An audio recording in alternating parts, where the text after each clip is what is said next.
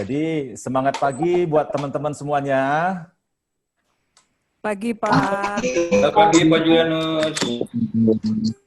Ya, hari ini kita akan sharing terkait dengan pengaruh atau dampak daripada COVID-19 terhadap kesehatan fisik dan khusus hari ini jiwa kita dan pikiran kita. Jadi nanti buat teman-teman supaya nanti suara Dr. Jimmy itu jelas kita dengar, kami mohon teman-teman untuk di-mute dulu semuanya nanti mic-nya, ya, di-mute dulu mikrofonnya, tapi wajahnya dimunculkan aja. Nah, dari situ nanti bisa kebaca nih orangnya lagi stres apa enggak, kan gitu.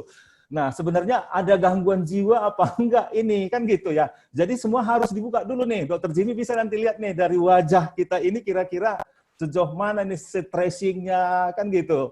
Supaya ya nanti apapun materi yang akan disampaikan oleh Dr. Jimmy, mudah-mudahan dapat membantu kita untuk meningkatkan lagi bagaimana pola pikir kita supaya kita lebih sehat jiwa dan raganya, kan gitu ya. Oke, langsung aja. Saya kira Dr. Jimmy ini adalah teman saya sejak lama, teman bermain, teman bercanda, teman kemana-mana. Ketika saya masih join dengan Dr. Jimmy di Rumah Sakit Omni Pulau Mas, dan dulu pertama sekali Dr. Jimmy ini adalah dokter di UGD Rumah Sakit Omni, dan saat ini beliau sudah mengambil spesialis kesehatan jiwa dan tetap bertugas kedokteran jiwa, ya, kedokteran jiwa, tetap bertugas di Rumah Sakit Omni Pulau Mas. Ya, nah di samping itu di rumah pun saya kira masih buka juga yang mau konsultasi nanti via telepon dan lain sebagainya masih mungkin bisa dengan Dr. Jimmy. Jadi bagaimana sebenarnya dampak daripada COVID-19 ini terhadap kesehatan jiwa kita? Nah nanti Dr. Jimmy akan jelaskan kepada kita supaya paling tidak kita tahu bagaimana cara kita mengatur pola pikir kita supaya jiwa kita sehat. Jiwa kita sehat, hidup kita, badan kita sehat, nah tentu produktivitas kita pun untuk bekerja semakin lebih baik lagi. Jadi untuk menyingkat waktu, saya berikan waktu kepada Dr. Jimmy kurang lebih, Dok, setengah jam untuk menjelaskan kira-kira materi-materi yang akan mau disampaikan. Di samping itu, kalau ada teman-teman nanti yang langsung mau bertanya, ada kira-kira dari bahasa Dr. Jimmy yang bingung dan lain sebagainya, Dr. Jimmy bilang ya siap, langsung aja interaktif supaya langsung kita dapat apa jawabannya, kan gitu ya. Jadi sambil nanti Dr. Jimmy menyampaikan materi, kalau ada teman-teman yang ingin bertanya, silahkan unmute, langsung aja angkat tangan dan ngomong, nanti Dr. Jimmy akan merespon apapun yang kita komunikasikan. Dan untuk saat ini, sebelum kita mulai, mute dulu semua ini kita supaya clear aja ya, supaya clear aja suara Dr. Jimmy nanti kita dengar gitu ya. Oke, selanjutnya kami serahkan ke Dr. Jimmy, mau dikenalkan perkenalan dulu, langsung materi. Silahkan dong.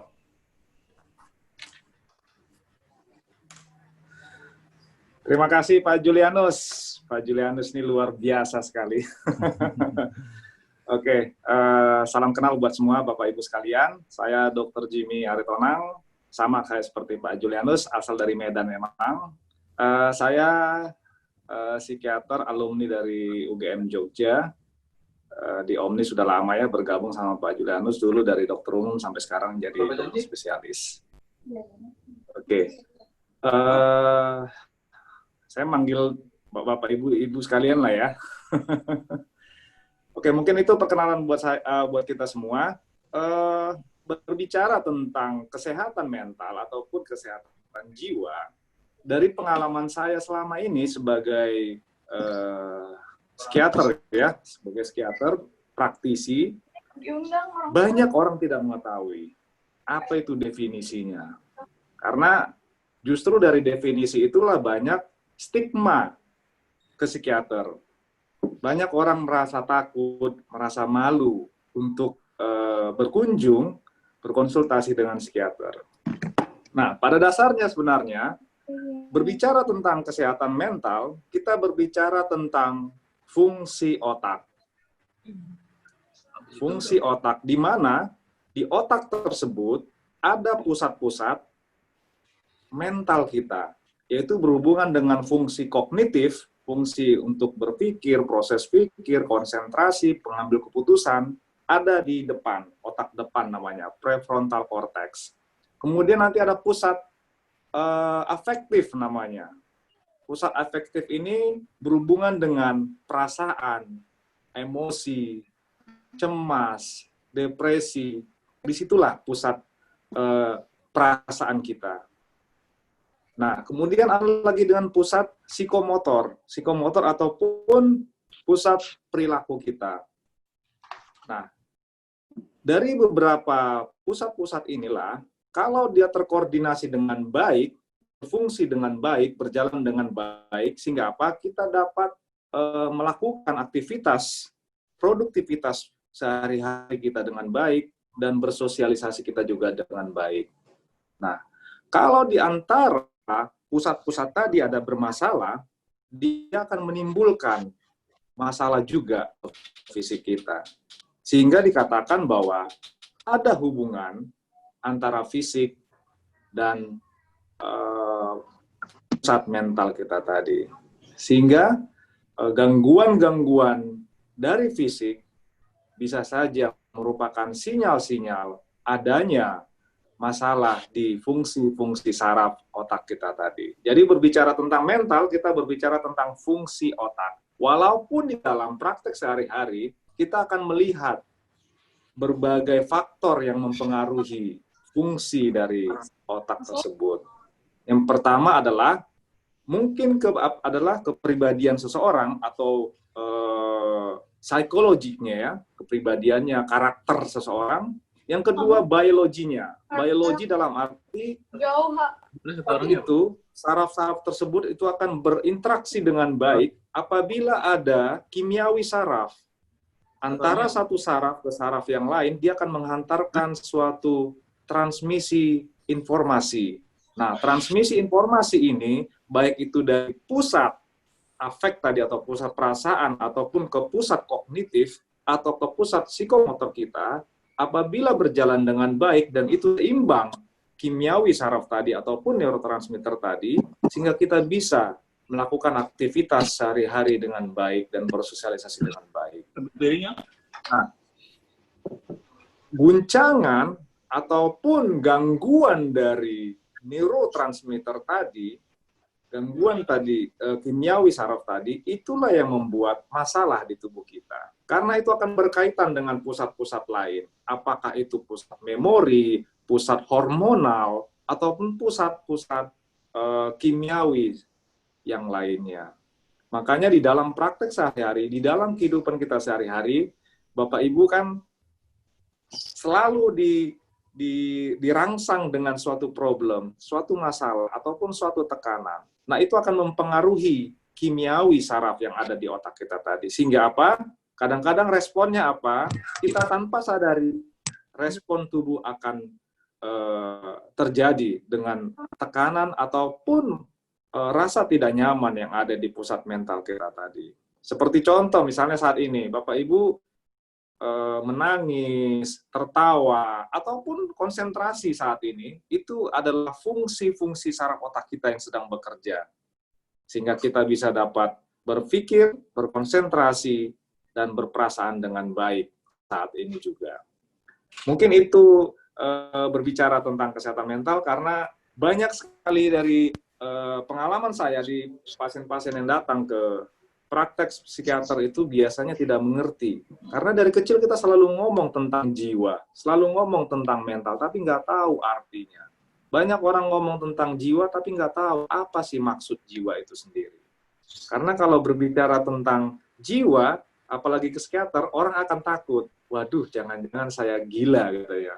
Padahal istilah gila itu tidak ada dalam medis. Dalam buku-buku kedokteran tidak ada istilah gila. Yang ada adalah gangguan mental ataupun mental disorder. Seperti itu. Nah, berbicara tentang kesehatan mental pada saat pandemi COVID-19 yang sudah lebih hampir 3 tahun di Indonesia kita rasakan, walaupun memang dari bulan 12 akhir tahun lalu itu Cina sudah terserang gangguan penyakit COVID-19 ini. Nah, COVID-19 ini dampaknya luar biasa sekali dalam tatanan kehidupan kita yang sangat kita rasakan, baik itu di Jakarta, baik itu mungkin ada yang dari Medan, Pak Jul, atau dari Cirebon dan Jogja tadi ya saya lihat, ataupun dari manapun itu luar biasa efeknya. Kenapa? Ini merupakan suatu pandemik yang tidak kita duga, yang tidak kita kita perkirakan selama ini. Merupakan suatu bencana yang tiba-tiba datang sehingga akan mempengaruhi tatanan kehidupan seseorang. Kalau tatanan kehidupan itu berubah secara sosial, maka akan merubah juga fungsi mental seseorang. Di dunia, di WHO sendiri mengatakan bahwa isu kesehatan mental itu sangat kurang sekali diperhatikan.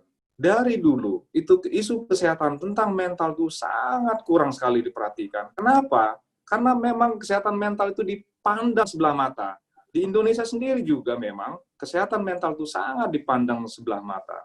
Karena menganggap itu suatu hal yang, ya itu hanya untuk orang-orang gila, menurut kebanyakan. Saya waktu ke pelatihan ke luar negeri juga, stigma tentang kesehatan mental itu juga kuat sekali. Karena mereka memperkirakan bahwa gangguan mental itu hanya untuk orang-orang gila. Padahal bukan seperti itu. Nah, WHO sendiri mengatakan bahwa lebih dari 1 triliun per tahun itu biaya untuk masalah depresi dan kecemasan. Lebih dari 264 juta orang itu mengalami depresi. Dan di tahun 2020 ini memang sudah diprediksi depresi merupakan penyebab gangguan ataupun penyebab masalah ekonomi kedua terbesar di dunia setelah penyakit jantung. Dan gangguan mental depresi tersebut juga merupakan penyebab kematian kedua terbesar pada usia 15-29 tahun, yaitu suicide ataupun bunuh diri. 1 dari 5 orang yang hidup dalam konflik itu menurut penelitian dari WHO mengatakan akan mengalami gangguan mental. Dan orang dengan gangguan mental akan meninggal lebih awal, 10-20 tahun dari usianya. Di negara berpendapatan menengah atau merendah, ataupun di Indonesia, itu penyandang gangguan mental itu tidak mendapatkan perawatan yang layak memang. Dan di samping itu juga, tenaga profesional kesehatan mental, baik itu psikiater, baik itu psikolog, baik itu juga petugas-petugas yang lain yang berhubungan dengan mental, itu sangat kurang sekali. Apalagi psikiater. Di seluruh Indonesia itu psikiater belum nyampe 1 juta orang. Jadi saat ini kami diperkirakan psikiater termasuk para residen yang menjadi calon psikiater itu hampir paling kuat 900 orang. Jadi sangat kurang sekali dengan penduduk kita yang sangat besar, wilayah kita yang sangat besar. Dan itu banyak konsentrasinya di pusat-pusat kota. Survei dari BKKBN Mei 2020 kemarin dikatakan bahwa 95% keluarga Indonesia mengalami stres akibat COVID-19. Masyarakat, dari survei tersebut dikatakan bahwa masyarakat merasa stres, sedih, cemas, mengalami kesulitan tidur, mempengaruhi nafsu makannya, dan menimbulkan rasa putus asa. Hingga ada juga yang memiliki pikiran-pikiran bunuh diri. Survei dari PDSKJ atau Perhimpunan Dokter Spesialis Kedokteran Jiwa Indonesia didapatkan bahwa 63% penduduk Indonesia itu mengalami kecemasan. 66% itu mengalami depresi dan 80% mengalami stres. Nah, gejala cemas yang dirasakan dan depresi yang dirasakan ialah rasa takut, khawatir yang berlebihan, merasa tidak bisa rileks dan nyaman, mengalami gangguan tidur, dan kewaspadaan yang berlebih. Gejala cemas yang paling utama yang dirasakan oleh para responden adalah merasakan sesuatu yang buruk akan terjadi, khawatir yang berlebihan, mudah marah dan jengkel, dan sulit untuk rileks. Sementara gejala depresi yang paling utama dirasakan oleh para responden adalah hilangnya minat, merasa tidak bertenaga, kurang percaya diri, gangguan tidur, dan juga gangguan-gangguan penyerta yang lainnya yang dirasakan separuh waktu dan hampir sepanjang hari selama 2 minggu terakhir. Dari penelitian di Solo dikatakan ada psikolog di Solo itu melakukan penelitian secara daring dengan 35 negara, didapatkan bahwa ketika seseorang kehilangan pekerjaan, mereka juga akan mengalami kehilangan pemasukan. Sehingga mengalami rasa keamanan dan status sosial. Aspek psikologis yang terjadi karena kehancuran ekonomi ini sangat-sangat besar sekali. Psikolog mengatakan bahwa kehilangan pekerjaan kerap kali menghasilkan duka yang sama seperti kehilangan orang yang sangat dikasihi. Nah, dari penelitian di Solo tersebut didapatkan bahwa 4 faktor pemicu masalah psikologis. Pertama adalah ketakutan terinfeksi akan virus corona tersebut.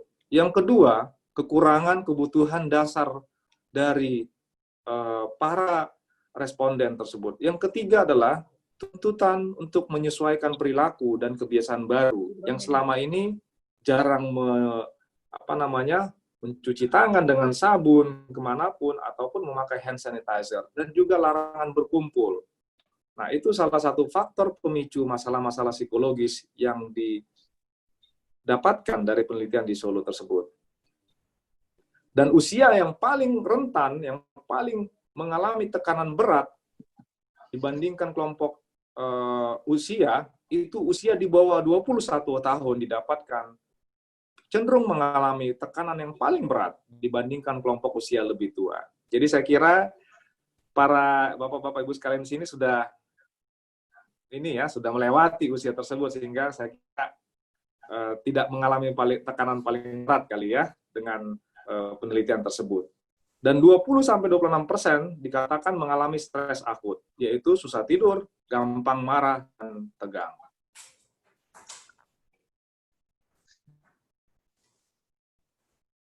Dikatakan juga masyarakat rentan akan stres corona dan karantina ini juga ya. Dikatakan bahwa stresnya itu akibat ketakutan akan terinfeksi atau didapatkannya salah satu anggota keluarga ataupun kehilangan atau meninggalnya salah satu anggota keluarga akibat dari virus corona tersebut. Yang kedua adalah kehilangan pekerjaan. Jadi para karyawan memang kita lihat saat ini banyak sekali yang terjadi PHK, sehingga mereka akan rentan terhadap stres corona tersebut, yaitu kehilangan pekerjaan dan ketakutan situasi sosial ekonomi yang semakin memburuk. Karena apa? Karena ketidakpastian kapan berakhirnya pandemik ini. Kemudian banyaknya beredar hoax tentang corona tersebut. Jadi dari penelitian-penelitian tersebut didapatkan bahwa gangguan depresi dan cemas menduduki tingkat paling tinggi dari penelitian-penelitian tersebut. Kalau kita lihat memang dari tatanan kehidupan saat ini, orang bekerja di rumah secara sosial kita dilarang ataupun kita misalnya mengunjungi keluarga kita, ataupun selama ini kita berjabat tangan, semua mempengaruhi dalam tatanan sosial seseorang, sehingga itu akan mempengaruhi juga kehidupan mental seseorang. Jadi saya kira di saat-saat pandemik corona saat ini, kita perlu mengetahui filosofinya bahwa virus corona ini bagaimana cara dia masuk ke dalam tubuh kita, sehingga apa? Sehingga kita bisa mewaspadainya. Waspada bisa, tetapi jangan terlalu cemas berlebihan, ketakutan berlebihan, karena hal itu akan mengganggu fungsi otak kita tadi, sehingga apa? Sehingga akan mempengaruhi, akan mengganggu fisik kita, mengganggu aktivitas kita, dan mengganggu sosial kita. Mungkin itu dari saya, Pak Jul. Saya lebih senang berinteraksi. Terima kasih, Pak Jul. Oke, terima kasih Dok atas sharing terkait dengan dampak daripada COVID-19 ini terhadap kesehatan jiwa kita pada khususnya buat karyawan. Ya, jadi buat teman-teman semuanya, apa yang sudah disampaikan oleh Dr. Jimmy tadi, hasil survei menyatakan bahwa itu hasil survei yang dilakukan oleh Ikatan Dokter Jiwa ya. Tadi Dr. Jimmy sampaikan bahwa hasil survei mereka itu 95% masyarakat Indonesia itu stres. Nah loh, apakah saya masuk dalam bagian itu atau tidak? Kan gitu ya. Nah ini buat kita semua nih, jangan-jangan kita saat ini nggak sadar bahwa sebenarnya kita ini udah sakit jiwa, cuman belum terlalu parah, kan gitu ya, belum terlalu parah. Nah, untuk itu mungkin dari teman-teman ingin menanyakan ke Dokter Jimmy, kira-kira seperti apa nih sebenarnya hasil 95% ini terhadap diri saya, terhadap jiwa saya. Apakah perilaku-perilaku, kebiasaan-kebiasaan yang saya lakukan selama ini, pola pikir yang saya lakukan, atau mungkin perasaan fisik yang saya lakukan selama ini, baik itu sakit perut, pusing-pusing, kalau kata Dokter Jimmy tadi, males, nggak bersemangat, wah itu udah salah satu stres tuh, udah tanda-tanda jiwa. Saya ada nggak di dalamnya, kan gitu. Nah mungkin silahkan dari teman-teman, boleh langsung unmute, langsung ngomong saya Pak, kenalkan namanya ke Dokter Jimmy, biar langsung dijawab oleh Dokter Jimmy. Silahkan buat teman-teman semuanya.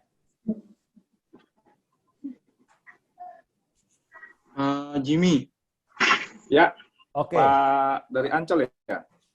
Iya, Ancol Pak. Nama saya Haris Pak. Ya Pak Haris. Pak, tadi kan ada kutipan bahwa bukan sakit jiwa ya. Maksudnya itu bukan gila tapi gangguan mental Pak ya? Ya. Berarti istilah gila itu memang tidak ada atau apa menurut dalam ilmu kedokteran itu sebutannya gangguan mental gitu Pak? Ya. Gangguan mental itulah yang kadang-kadang membuat stigma sama masyarakat awam pada umumnya. Gangguan mental itu sendiri banyak sekali diagnosis daripada gangguan mental. Kalau kita lihat dari diagnosis gangguan mental itu dari buku panduan para psikiater, baik itu DSM ataupun dari PDSKJ sendiri, itu ada istilahnya PPDGJ, itu banyak sekali yang berhubungan dengan gangguan mental. Yang pertama adalah gangguan mental organik. Ini gangguan mental organik artinya apa? Ada memang gangguan organ yang menyebabkan gangguan mental tersebut. Yang kedua adalah gangguan mental dan perilaku akibat penggunaan zat psikoaktif.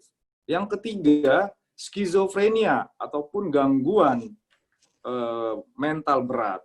Yang keempat adalah gangguan suasana perasaan ataupun mood, gangguan afektif, termasuk di sini depresi, termasuk bipolar, dan termasuk gangguan-gangguan lainnya. Kemudian gangguan somatoform ataupun gangguan istilah awamnya adalah psikosomatis, atau gangguan yang berhubungan dengan psiko itu mental, otak kita, kemudian matis tubuh. Somatis itu soma atau itu, soma ya itu adalah tubuh. Jadi gangguan akibat pusat mental tadi dengan tubuh itu disebut dengan somatoform ataupun psikosomatis. Kemudian ada sindrom perilaku yang berhubungan dengan gangguan fisiologis dan faktor-faktor fisik. Yang ketiga, yang berikutnya, gangguan kepribadian dan perilaku. Yang berikutnya adalah retardasi mental ataupun IQ jongkok namanya. Kemudian gangguan perkembangan psikologis dan gangguan perilaku dan emosional. Jadi banyak sekali gangguan mental. Tetapi orang nggak mau dikatakan gangguan mental. Kenapa? Karena memang berhubungan dengan, kalau saya lihat pengalaman saya, itu berhubungan dengan privasi seseorang. Karena kadang-kadang kalau konsul ke psikiater, kalau orangnya tidak menceritakan apapun stresor ataupun picu ataupun trauma yang dia rasakan, itu akan menghantui seseorang sepanjang hidupnya. Selama trauma tersebut yang ada di memori ataupun di hipokampus itu belum bisa diselesaikan dengan baik oleh seseorang. Sehingga itu akan mempengaruhi mentalnya tersebut, mempengaruhi saraf pusat otak tadi, sehingga akan membuat sinyal-sinyal ataupun respon terhadap tubuh. Begitu, Pak Andi tadi ya, siapa ya Pak ya? Pak Aris dong. Pak Aris. Ya, Pak Aris. Jadi tidak ada istilah di dalam buku-buku kedokteran, di dalam textbook kedokteran, tidak ada istilah gila. Yang ada adalah mental disorder. Karena kalau kita katakan gila, artinya apa? Kita berstigma dengan mental tersebut. Karena selama ini yang saya lihat, orang berbicara tentang psikiater itu biasanya berbicara tentang gila, tanda kutip menurut mereka. Itu yang mereka lihat ataupun yang mereka perhatikan secara langsung orang-orang yang di rumah sakit jiwa, orang-orang yang di jalan telanjang, mohon maaf, ngomong-ngomong sendiri seperti itu. Padahal itu adalah gangguan mental berat. Itu hanya 1% dari penduduk. Kalau kita lihat dari penelitian-penelitian, yang paling banyak itu adalah gangguan depresi, gangguan cemas, kecemasan, ataupun psikosomatis. Itu yang paling banyak. Tapi orang nggak mau dikatakan gangguan mental kalau dikatakan gangguan tersebut. Kenapa? Nggak keren. Lebih keren kalau gangguan jantung, lebih keren gangguan hipertensi, lebih keren gangguan gula, ataupun apapun lebih keren. Penyakit aja ada kerennya, Pak. Kalau dibilang gangguan mental, kayak gimana gitu rasanya. Jadi, padahal itu adalah gangguan diri sendiri. Kalau tidak diterapi dengan baik dari awal, dia akan membuat masalah-masalah berikutnya. Karena kalau kita berbicara tentang otak, kita berbicara sesuatu hal yang tidak bisa kita perbaiki kalau itu sudah rusak secara permanen. Begitu, Pak. Oke, gimana lagi, Pak? Aris? Ya, silakan Pak Aris. Ya, puas Pak jawabannya. Ada pertanyaan lagi. Apa untuk gangguan mental itu ada fasenya nggak sih? Maksudnya ada kalau sakit kanker tuh ada stadium 1, stadium 2 gitu. Nah, ini untuk gangguan mental ini apakah ada seperti itu, Pak? Itu yang pertama. Ya. Dalam segi kita kehidupan sehari-hari nih, Pak. Kalau kadang kita ngelihat orang nih suka marah-marah nggak jelas atau gimana gitu. Bahasa-bahasa simpelnya nih, nggak ada angin, nggak ada hujan, ngomel-ngomel mulu. Nah, apa itu masuk dalam kategori gangguan mental tuh, Pak? Oke, Dok. Ada 2 yang harus terjawab nih. Adakah tingkatannya? Oke, terima kasih, Pak Aris. Berbicara tentang gangguan mental, fase-fasenya, itu semua ada fasenya, Pak.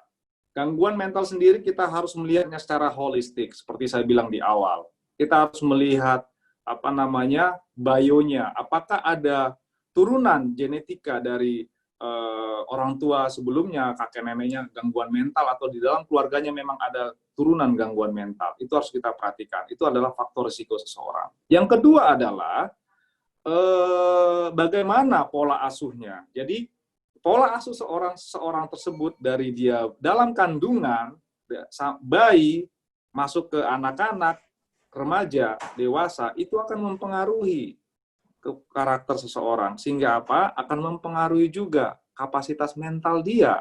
Bagaimana dia nanti menghadapi suatu problem ataupun masalah. Nah, seseorang apabila terkena problem lah misalnya, masalah, itu akan ada fase-fasenya, Pak. Fasenya pertama adalah bagaimana coping dia, reaksi dia terhadap problem tersebut. Ada namanya reaksi adaptasi namanya. Kita manusia diberikan kemampuan untuk adaptasi dalam situasi, problem apapun. Nah, kalau dalam problem tersebut tidak terselesaikan dengan baik, selama misalnya depresi itu minimal 2 minggu. Jadi dirasakan masalah, gangguan seperti tadi, simptom-simptom ataupun gejala-gejalanya selama itu berlangsung lebih dari 2 minggu, itu dikatakan depresi seperti itu, Pak. Jadi kalau belum waktunya sampai 2 minggu tersebut, itu dikatakan stres ataupun reaksi stres ataupun reaksi adaptasi terhadap problem tersebut. Stres tersebut itu juga kita butuhkan, Pak. Tergantung kita. Apakah stres tersebut mau kita rubah menjadi positif atau negatif. Contoh misalnya, Bapak misalnya dikasih deadline sama atasan. Itu kan suatu stres, Pak, tekanan. Deadline besok harus selesai laporannya. Itu tekanan loh, Pak. Kalau seseorang copingnya, reaksinya terhadap tekanan tersebut tidak baik, dia akan merasakan apa? Gangguan. Malamnya dia tidak akan bisa tidur. Aduh, gimana nih ya? Laporannya gimana nanti ya? Itu akan mengalami gangguan tidur. Tapi belum kita katakan gangguan mental, tetapi itu masih reaksi adaptasi ataupun stres. Jadi seperti itu, Pak. Ada fase-fasenya. Nah, di saat orang ada problem, ada trauma, dan itu terdapat gangguan ataupun terdapat gejala-gejala lebih dari waktunya dan itu sudah mempengaruhi atau mengganggu aktivitas, produktivitas, dan sosial seorang, itulah baru dikatakan gangguan jiwa. Seperti itu, Pak Aris. Nah, kalau dikatakan orang ngomel-ngomel, marah-marah, nggak jelas, apakah itu gangguan mental? Bisa jadi itu suatu reaksi, Pak. Kita jangan langsung memvonis seseorang gangguan mental kalau memang belum terbukti ataupun diperiksa oleh ahlinya. Karena bisa mengatakan gangguan mental itu hanya seorang ahli, bukan orang awam. Karena sekarang lagi musim, orang mengatakan mendiagnosis diri sendiri. Di internet, kayaknya saya mengalami bipolar deh ini. Kayaknya saya mengalami depresi deh ini. Enggak seperti itu. Tapi harus kita lihat, Pak. Orang ngomel-ngomel, marah-marah, itu biasanya ada sesuatu, ada stresor, ada tekanan, ada ketidaknyamanan yang dia rasakan, yang dia belum bisa beradaptasi, memanage problem tersebut dengan baik. Jadi orang ngomel-ngomel harus kita lihat dulu, Pak, apa pemicunya. Makanya saya katakan, kita jangan pernah mudah menjudge seseorang. Seseorang bisa jadi seperti itu karena apa? Mungkin ada sesuatu yang dia rasakan, ada ketidaknyamanan, ada tekanan yang dia rasakan. Seperti itu, Pak Aris. Semoga bisa membantu, Pak. Oke, terima kasih, Dok. Pak Jul. Terima kasih. Pak Jul. Ya, siap. Saya Ya. mau bertanya nih, masih bisa? Pak Herbert, boleh Pak Herbert dulu nih, tetangga saya nih, Pak Herbert Sinurat, Pak Dr. Jimmy Aritonang. Silahkan Pak Herbert. Selamat pagi, Silakan, Dok. Pak Herbert. Selamat pagi, Pak Herbert. Salam sehat. Salam sehat. Dok, gangguan mental ini sampai fase keberapa dia mendorong untuk melakukan tindak pidana, Dok? Wah, ini ahli hukum yang bicara ini, Dok. Oke, nggak apa-apa, Pak, nggak apa-apa. Ya, ya. Oke. Itu aja Pak Herbert. Iya, iya Pak Jul. Ya, oke, silahkan, Dok. Ya, seseorang mengalami gangguan mental, jadi kan gangguan tindak pidana, kalau kita katakan itu mengambil keputusan, Pak ya, keputusan akhirnya dia melakukan itu, perilaku, istilahnya seperti itu. Nah, kita harus melihat bahwa melakukan pemeriksaan, Pak Herbert. Seseorang melakukan tindak pidana banyak ininya, banyak motivasinya. Kita harus tahu dulu motivasinya apa. Nah, kalau motivasi seseorang misalnya dia frustasi, masalah ekonomi, masalah apapun itu, sehingga mendorong dia melakukan tindak pidana, biasanya pada orang-orang yang memang mengalami tekanan, Pak, mengalami tekanan ataupun mengalami suatu dorongan di mana dia frustasi, Pak, dengan sesuatu hal sehingga dia melakukan suatu tindak pidana. Kita harus melihat dulu faktor utama dia itu motivasinya apa. Kita lihat faktor-faktor berikut. Karena berbicara tentang mental itu banyak sekali yang kita lihat, Pak. Biopsikososio-somato-spiritualnya. Ini yang 5 harus kita perhatikan. Apa yang terjadi dengan sarafnya di otak, neurotransmitternya tadi, bagaimana dengan karakter ataupun kepribadian seseorang tersebut, bagaimana dengan hubungan sosialnya selama ini, selama dari dia kecil sampai dia dewasa, bagaimana hubungan sosialnya, bagaimana dengan apakah dia mempunyai masalah fisik, itu juga akan mempengaruhi mental seseorang, dan yang kelima, bagaimana dengan spiritualnya.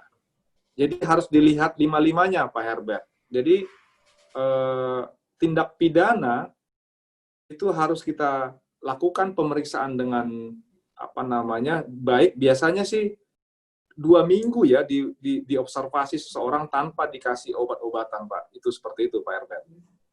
Oke, terima kasih, Dok. Tapi belum punya kartu merah kan Pak Herbert ya? Makasih, Dok. Oke, makasih. Sama-sama, Pak Dok, Herbert. ini ada pertanyaan dulu dari teman kita dari Cordela Hotel Cirebon, namanya Andri. Pertanyaannya, bagaimana cara mengobati bipolar? Apakah dapat sembuh berapa lama? Kan gitu ya dok ya. Jadi dari Bu Andri ini menanyakan berapa lama waktunya untuk penyembuhan kalau memang bisa disembuhkan bipolar itu. Nah, buat teman-teman juga kalau nggak sempat unmute untuk bertanya, silahkan di chat aja biar nanti saya bacakan. Silahkan dok. Oke. Gangguan bipolar adalah gangguan mood. Bi artinya 2, polar artinya kutub ataupun mood tadi. Gangguan mood tersebut itu kadang-kadang dia moodnya meningkat atau yang disebut dengan fase hipomanik ataupun manik. Kemudian ada namanya fase moodnya turun ataupun rendah, fase yang dikatakan hipotimik dan juga yang paling rendah depresi. Nah, gangguan bipolar tersebut juga dari beberapa penelitian, dari teori juga dikatakan gangguan bipolar itu sulit untuk dihilangkan. Jadi yang kita lakukan adalah terapi pengobatan untuk menormalkan ataupun memaintain supaya moodnya itu tetap stabil. Jadi kalau dikatakan sampai berapa lama terapinya, bisa jadi seumur hidup. Karena memang gangguan bipolar itu sulit untuk dihilangkan, Pak, kalau sudah terjadi. Dan itu tergantung ya, tergantung karakter seseorang, tergantung kapasitas mental seseorang. Misalnya gini, kalau kapasitasnya rendah, artinya apa? Di saat ada problem, di saat ada stresor, dia gampang down. Dia gampang terpicu, dia gampang untuk menjadi terganggu. Sehingga apa? Hal-hal tersebut harus kita perhatikan. Begitu Pak Andi. Jadi gangguan bipolar itu memang dari penelitian mengatakan bisa jadi sumber hidup untuk diterapi. Tapi terapinya adalah seperti maintenance. Maintenance untuk supaya mood-nya tetap stabil. Contoh misalnya sama seperti itu adalah gangguan hipertensi ataupun penyakit diabetes mellitus. Dia harus mengkonsumsi obat seumur hidup, sepanjang hidupnya. Supaya apa? Supaya terkontrol tekanan darahnya, supaya terkontrol gulanya. Sama seperti bipolar, supaya terkontrol mood-nya. Karena apa? Di saat terjadi gangguan mood tersebut, akan mengganggu produktivitasnya, akan mengganggu aktivitasnya, akan mengganggu kehidupan sosialnya. Sehingga apa? Dia secara performance kerjanya juga akan terganggu.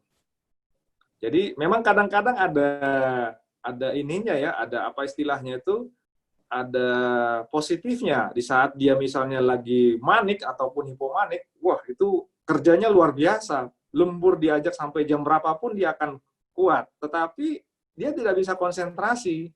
Nah itu masalahnya. Seperti itu Pak Jul. Oke, terima kasih dok. Selanjutnya ada lagi nih dok, dari Bu Dona nih.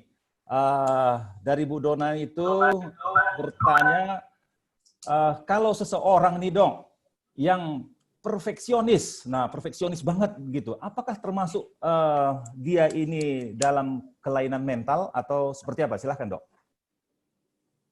Oke, perfeksionis itu adalah suatu, apa namanya tadi, perfeksionis itu karakter, Pak. Ya. Bukan masalah mental. Itu karakter, kepribadian seseorang. Nah, seseorang menjadi karakter tertentu itu bukan kemauannya. Makanya saya katakan tadi, jangan pernah menjudge seseorang. Seseorang misalnya apa? Herbert misalnya orangnya keras misalnya. Ibu Jane misalnya orangnya lembut. Pak Andi misalnya orangnya pemarah. Kita jangan menjudge dia. Seseorang menjadi seperti itu ada proses yang membentuknya. Ada proses. Yang pertama adalah secara natural, sifat-sifat ataupun perilaku dari orang tua, dari kakek nenek, orang tua itu akan diturunkan ke anak-anaknya. Itu namanya secara naturalnya. Yang kedua yang membentuk karakter seseorang adalah nurture, lingkungan, environment-nya. Pertama adalah lingkungan di dalam rahim ibu. Kalau ada masalah dengan mental ibunya pada waktu hamil, itu akan mempengaruhi jiwa mental si bayi tersebut. Nah, setelah dia lahir, pola asuh, bagaimana pola asuh orang tua, bagaimana attachment ataupun kelekatan antara si bayi dengan si ibu. Bagaimana peran ayah juga di dalam perkembangannya. Itu akan mempengaruhi karakter seseorang. Dan nanti masuk ke dunia sosialnya, masuk ke TK, masuk ke SD, SMP, SMA, sampai terbentuk karakter seseorang di usia 18 tahun, itu tidak bisa kita rubah lagi. Permanen namanya. Jadi setelah usia 18 tahun, karakter seseorang tidak bisa kita rubah. Yang bisa kita rubah adalah mindset-nya, pola pikirnya. Jadi kalau karakter itu tidak bisa kita rubah. Misalnya gini, Pak Jul misalnya orangnya pelembut sekali. Kalau kita buat dia jadi orang pemarah, nggak bisa. Makanya dikatakan be yourself. Itulah karakter kita. Jadi memang seseorang itu seperti itu, misalnya perfeksionis misalnya. Nah, seseorang menjadi karakter perfeksionis, artinya apa? Ada sesuatu yang diturunkan. Mungkin dari orang tuanya ada perfeksionis juga. Pola asuhnya gimana? Mungkin pola asuhnya perfeksionis juga. Jadi dijaga khawatir banget orang tuanya, sehingga apa? Di dalam perkembangannya nanti setelah dewasa, dia akan menjadi seseorang yang sangat semuanya tertata rapi. Semuanya harus perfect, mengharapkan sesuatu yang sempurna di dalam kehidupan sehari-harinya. Misalnya, orang-orang perfeksionis itu biasanya identik dengan semua harus diplanningkan dengan baik. Semua harus ditata rapi dengan baik. Nah, tetapi ada kekurangan dari orang perfeksionis. Orang perfeksionis biasanya orangnya pencemas. Pencemas kenapa? Karena dia ragu-ragu. Ragu-ragu, ini nanti kalau begini nanti gimana ya? Karena dia preventifnya sangat tinggi sekali. Misalnya gini, dia merencanakan sesuatu, dia akan menimbang baik-baik. Ini nanti begini, begini, begini. Tapi nanti dia ragu-ragu dalam pengambilan keputusannya. Seperti itu, Pak. Oke. Ya. Terima kasih, Dok. Nih sebelum ada pertanyaan lagi nih dari Novel, tapi sebelum masuk ke sana mungkin ada dari teman-teman dulu yang online ini yang mau bertanya, silahkan. Sebelum saya bacakan pertanyaan berikutnya nih, udah antri. Oke, silahkan Bu Jenny dulu, sebelum nanti ditanya dari itu ya. Silahkan Jenny. Ya, Dok, kalau saya gini ya, seringkali saya lihat orang, ini kan sekarang zaman kita WFH ya, digital apalagi. Seringkali saya lihat orang tuh posting masalah, marah, nyindir, ataupun curcol tuh di status WhatsApp atau di sosmed pribadi mereka. Jadi dibandingkan mereka diskusi langsung gitu dengan yang bersangkutan, yang bikin mereka marah atau kesal, mereka lebih milih publik atau orang yang nggak terkait itu untuk pay attention nih sama mereka gitu kan. Nah, apakah orang yang sering lakukan itu termasuk ada gangguan mental karena terlalu sering?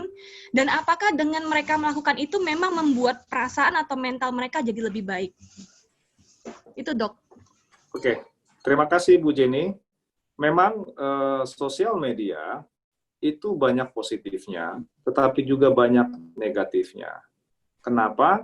Karena memang orang suka berkomen di situ tanpa ada interaksi langsung dengan orang tersebut. Nah, kadang-kadang persepsi kita di dalam membaca suatu kalimat, itu kita nggak tahu bagaimana ekspresi seseorang tersebut. Contoh misalnya kita WA misalnya, apa kabar? Kita kan nggak tahu intonasinya bagaimana.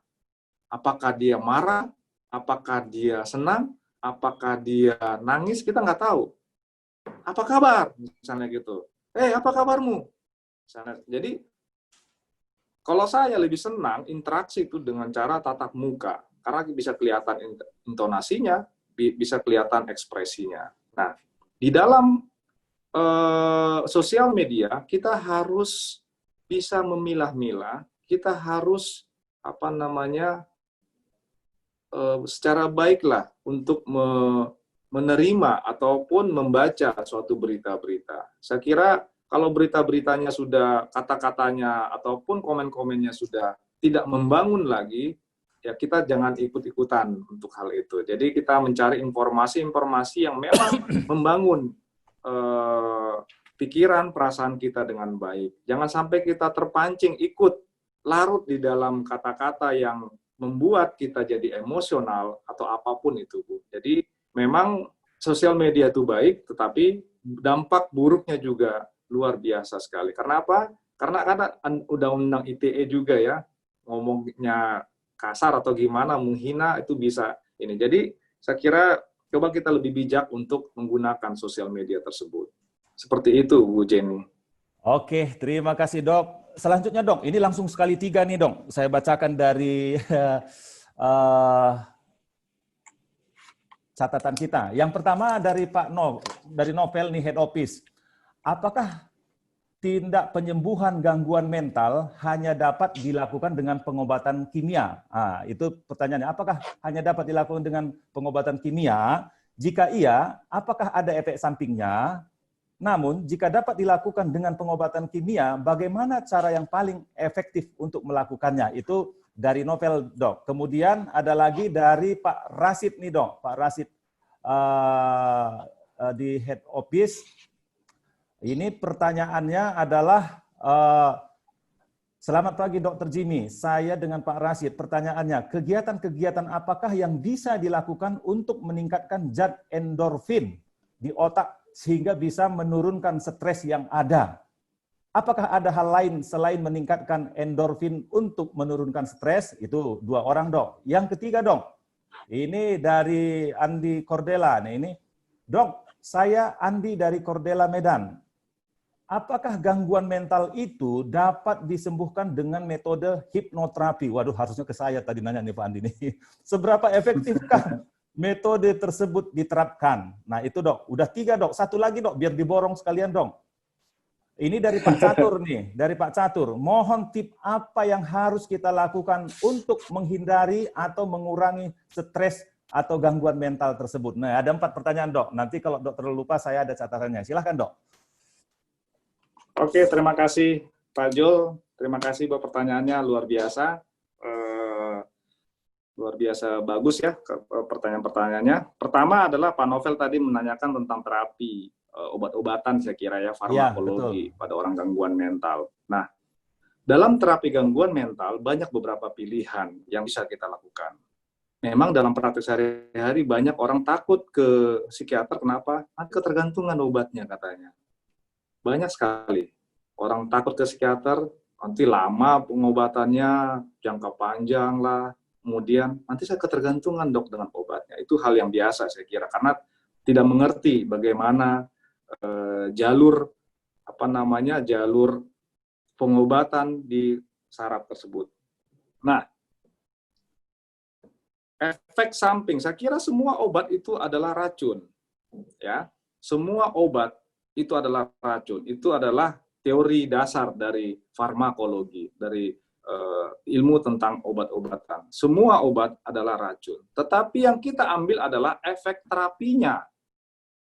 Makanya di dalam terapi itu kita harus menyesuaikan dosis, menyesuaikan cara mengkonsumsinya. Jadi tidak sembarangan minum obat itu ya, apalagi yang berhubungan dengan mental, berhubungan dengan saraf. Nah, di dalam terapi mental ada beberapa pilihan, termasuk nanti ada hipnoterapi ya yang ditanyakan Pak Andi di Medan. Itu pertama adalah secara farmakologi. Memang kita memberikan suatu terapi obat-obatan, ini adalah untuk mengurangi atau meminimalisir dampak ketidakseimbangan neurotransmitter tadi di otak ke tubuh. Jadi dalam arti obat ini masuk ke otak, itu dia untuk menyeimbangkan kembali neurotransmitter ataupun kimiawi saraf otak tadi, supaya apa? Tidak terguncang, terganggu fisik kita yang lain, mengganggu hormonal, dan mengganggu fungsi-fungsi yang lain. Sehingga apa? Keluhan-keluhan fisik bisa kita minimalisir. Terganggu tidurnya lebih baik, misalnya gangguan mahnya berkurang,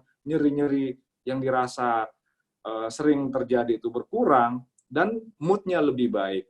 Itu untuk fungsi-fungsi kimiawi saraf obat tadi. Nah, untuk menterapi, mengobati trauma ataupun yang ada di memori, obat-obatan tidak ada menyentuh ke sana. Jadi seseorang misalnya terpicu gangguan mental akibat memang mengalami suatu trauma, diputusin pacar lah, ditinggalkan orang yang dikasihi lah, misalnya pasangan kita meninggal. Kalau tidak bisa menerima hal tersebut, kalau tidak bisa menerima bahwa itu adalah suatu proses dalam kehidupannya, itu akan menghantui terus dan itu akan tinggal tetap di memori seseorang. Obat tidak ada menyentuh ke memori tersebut. Jadi terapinya apa? Dilakukan adalah terapi psikoterapi. Psikoterapi itu adalah terapi merubah pola pikir seseorang, mindset seseorang yang diharapkan nanti perilakunya juga berubah. Yang kedua adalah terapi dengan hipnoterapi. Hipnoterapi ini adalah terapi yang langsung kita berhubungan dengan memori seseorang, sehingga masalah ataupun trauma, rasa yang tidak nyaman yang ada di memori tersebut bisa kita rubah menjadi sesuatu yang diterima dengan baik. Jadi bukan mau merubah karakter seseorang, enggak.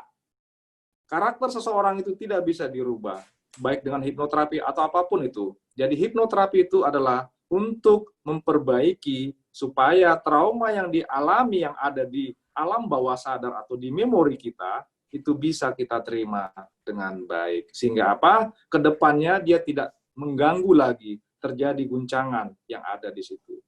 Pilihan-pilihan yang lain, yang terbaru saat ini terapi dari gangguan mental, ada namanya TMS ya, transcranial magnetic stimulating ataupun stimulasi otak. Jadi ada alat itu ditempel di pusat, memang pusat cemas ataupun depresi itu ada di sebelah sini ya, pusat mood kita ataupun amigdala namanya di daerah parieto-temporal ini nama istilah kedokterannya.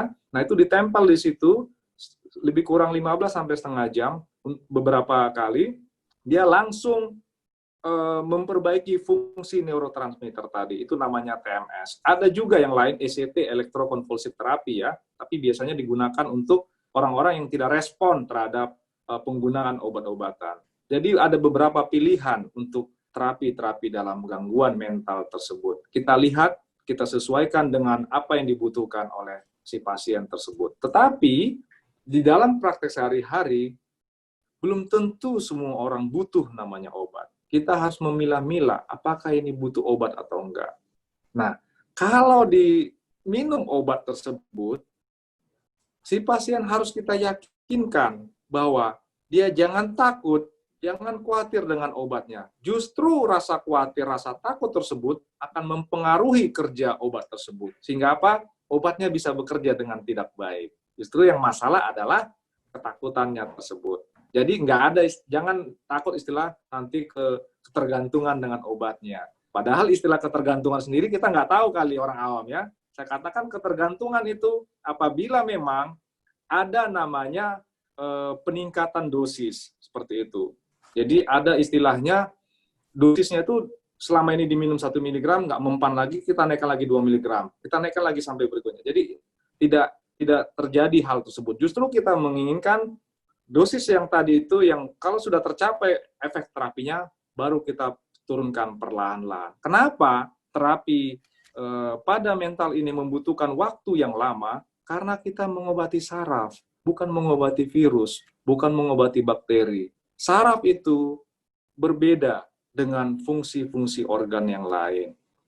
Obat masuk ke dalam saraf, dia butuh namanya adaptasi. Nanti kalau kita mau melepaskan obatnya, kita beri waktu pada otak tersebut, saraf tersebut, untuk adaptasi dengan pengurangan obat tersebut. Seperti itu. Yang pertanyaan berikutnya, kegiatan-kegiatan yang meningkatkan endorfin. Endorfin adalah hormon kesenangan, hormon yang membuat mental kita tenang, membuat fisik kita juga tenang. Endorfin itu akan muncul secara alamiah. Dia itu adalah, kalau narkoba dikatakan opioid ataupun heroin ataupun opiat ya. Tubuh kita mempunyai opiat juga, opiat alamiah namanya endorfin. Dia akan dikeluarkan secara spontan, secara langsung apabila kita happy. Jadi kalau di saat ibu happy, di saat bahagia, di saat senang, kan ada istilah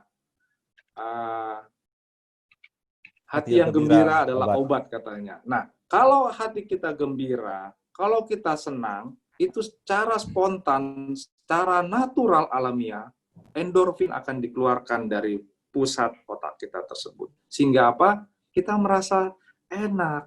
Makanya kalau Bapak Ibu lagi senang, lagi happy, tubuh juga akan merespon dengan baik dengan happy tersebut. Tapi kalau di sini terjadi guncangan, sudah negatif semua yang ada di otak kita, tubuh juga akan merespon negatif terhadap yang ada di otak kita tersebut. Nah, bagaimana meningkatkan endorfin? Kalau ingin meningkatkan endorfin, ya berlakulah, berperilaku sehatlah.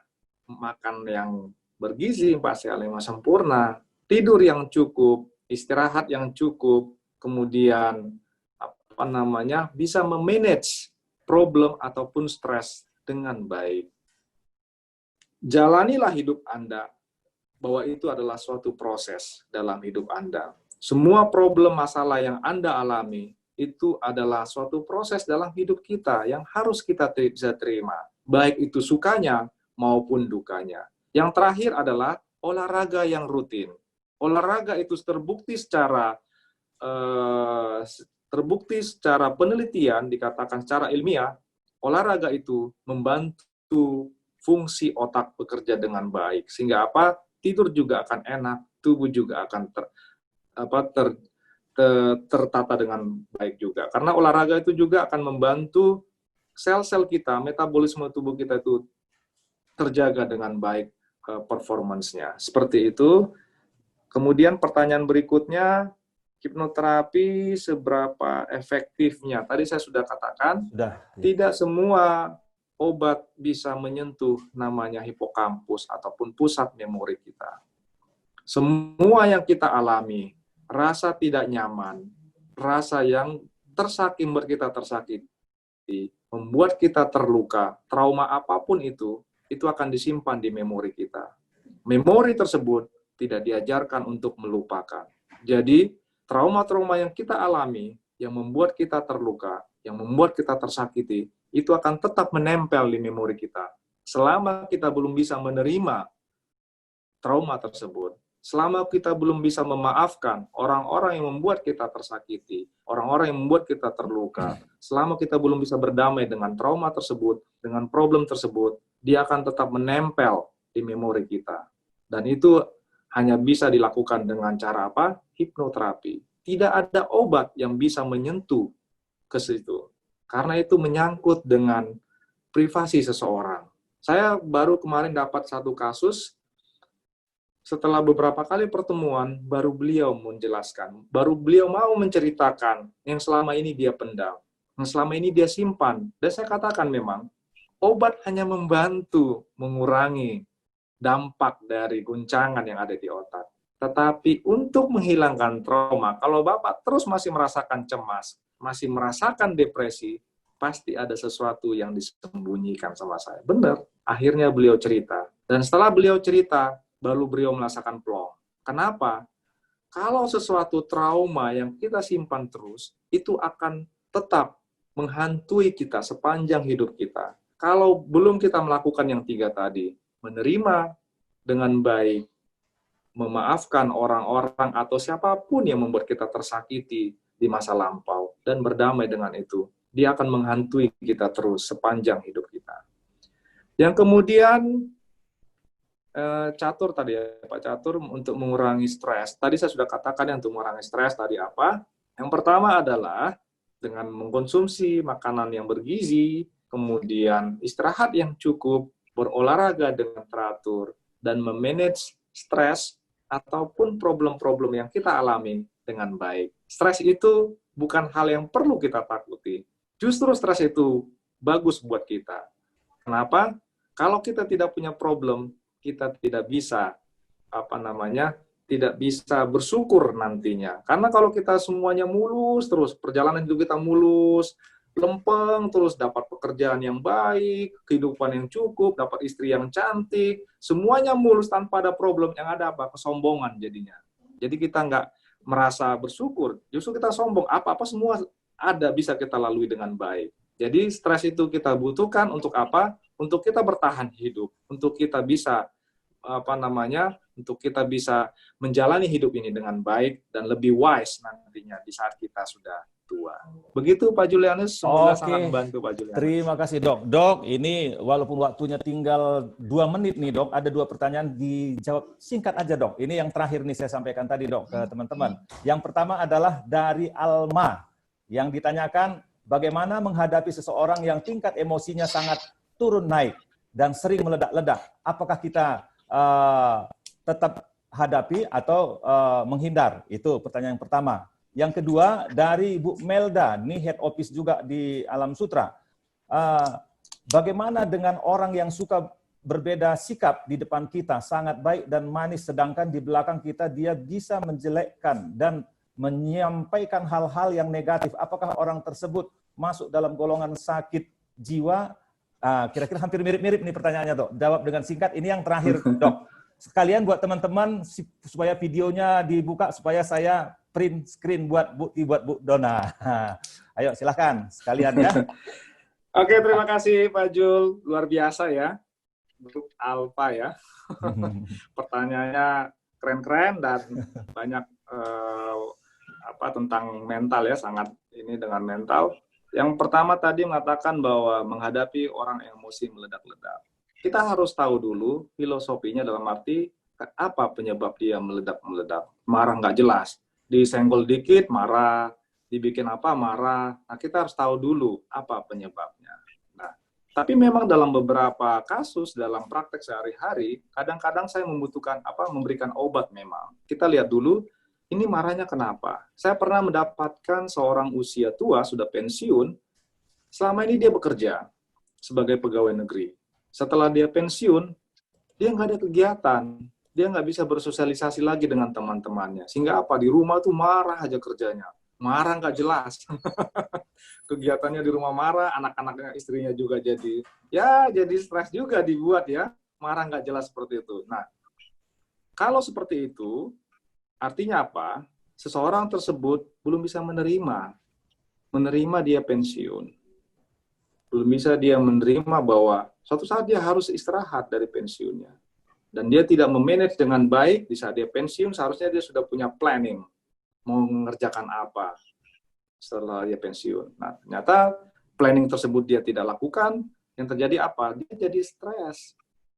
Emosinya tidak stabil jadinya. Nah, di saat kayak gitu, kalau sudah terganggu, maksudnya sudah mengganggu kehidupan sosial, secara sosial sudah mengganggu rumah tangganya, mengganggu anak-anaknya, mengganggu tetangganya, sedikit-sedikit marah, dan mengganggu aktivitasnya. Dia tidak bisa bekerja apapun jadinya.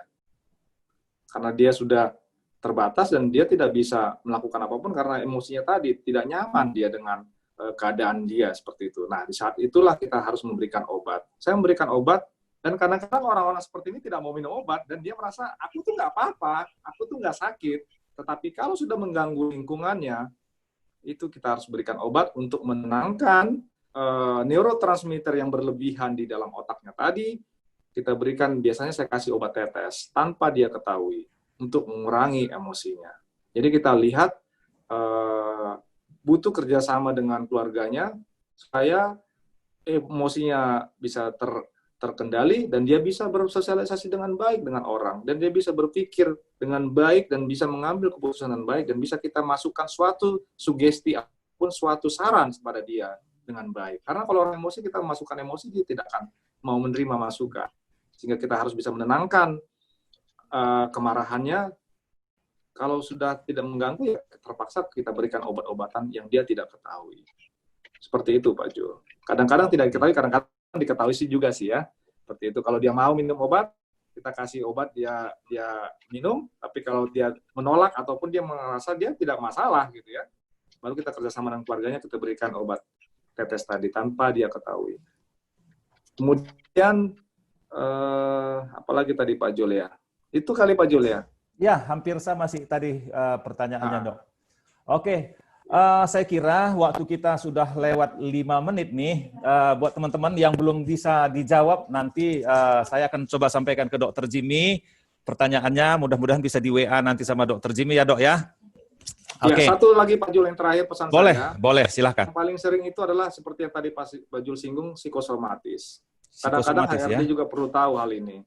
Kalau misalnya karyawan yang sering berobat, kok berobat terus, sering kunjungan-kunjungan ke dokter, kadang-kadang dia berobat tentang mahnya lah, GERD-nya lah, pusing lah, gangguan tidur lah, jangan-jangan dia psikosomatis. Itu perlu diperiksakan. Kalau misalnya dia lakukan pemeriksaan misalnya udah endoskopi lah, udah EKG lah, udah yang lain-lain, dan itu normal, berarti ada masalah dengan mentalnya. Jadi perlu diperiksakan ke psikiater. Jangan takut, jangan ini. Justru semakin tidak diterapi mentalnya, keadaannya akan lebih buruk. Begitu Pak John. Oke, terima kasih Dok atas sharingnya yang luar biasa buat membantu kami supaya kami tetap bahagia walaupun banyak permasalahan yang dihadapi. Semua itu kita yang menentukan. Jadi apapun permasalahan itu mulai dari pikiran, kita yang mengelola pikiran, bukan orang lain. Jadi kalau kita ingin sehat, jiwa kita ingin bahagia selalu, kita sendiri yang menentukan seperti kemarin saya sampaikan materi. Jadi untuk menutup acara ini mungkin ada hal-hal yang mau disampaikan dari head office diwakili Pak Rashid atau Bu Dona, silahkan. Ya, selamat siang Pak Julianus dan Dr. Jimmy Aritonang. Terima kasih untuk kesediaan waktu yang sudah sangat bermakna bagi kami semua, Pak Jimmy. Kami mengucapkan terima kasih karena memang ini memberikan satu penyegaran bagi kami ya dalam situasi kondisi seperti ini untuk menjaga kesehatan mental kami juga supaya ke depan bisa tetap kami produktif sebagai karyawan gitu yang memang saat-saat sekarang tidak mudah untuk menghadapi situasi kondisi ini ya dokter ya. Oke, sekali lagi terima kasih, kami sangat apresiasi dokter. Kalau boleh sedikit ke kami screen karena tadi PowerPoint belum sempat di-share ya dokter. Iya, nanti saya kasih sama Pak Julian saja. Oh iya, terima kasih.